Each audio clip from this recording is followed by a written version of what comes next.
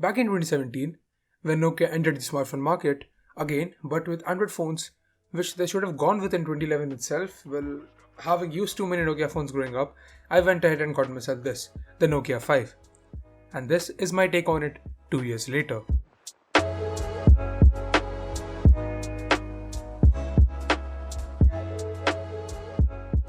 Talking about how it has held up, let's start with durability.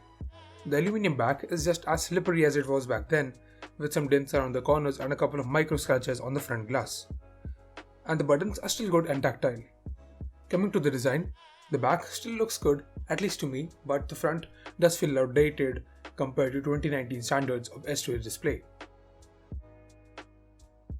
Talking about the display, it is 5.2 inches and 720p. While consuming content is not a problem, as the colors look good until compared to some superior ones. Also, the sound output from the border firing speaker is not bad, sounds average to me. It's just that it isn't loud enough, but I mostly use it with my earphones plugged in, but that too sounds average. Next is software. It is running stock Android 9 Pie as of now, which is good to have on a 2-year-old device. And the support from Nokia, or should I say HMD Global, has been great with consistent monthly updates. But the major bottleneck is its own hardware. For those interested in the specs, well, it's powered by the Snapdragon 430, coupled with 2GB of RAM and 16GB of internal storage, with room for expandability via microSD card. And this keeps happening every now and then. Also, keeping it alive is a 3000 mAh battery. Coming to the cameras, the rear is of 13 megapixel and the front is an 8 megapixel shooter. As you can see by the camera samples, it takes decent pictures and videos, and I can guarantee you that the selfies from this are better than the new iPod Touch. But with Gcam mod, it gets better, with photos having better dynamic range and portrait mode.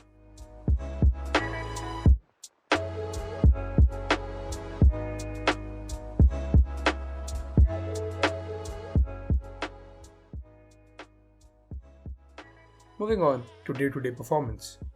It's such a smooth experience. Hell no, it's not.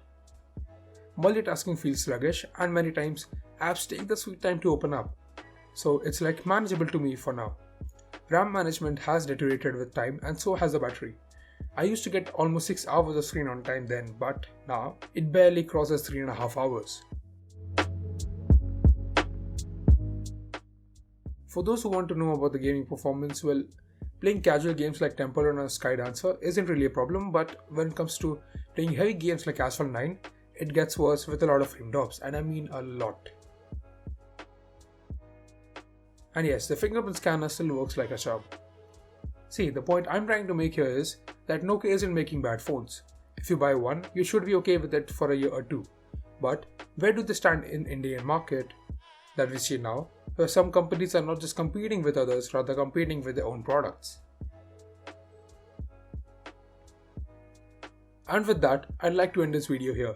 So thank you for watching. Also yes, I've been off of YouTube for almost 2.5 years. So making this video was like I'm doing it for the first time. But I'll try to get there and up the quality with the equipments I have access to. Adios.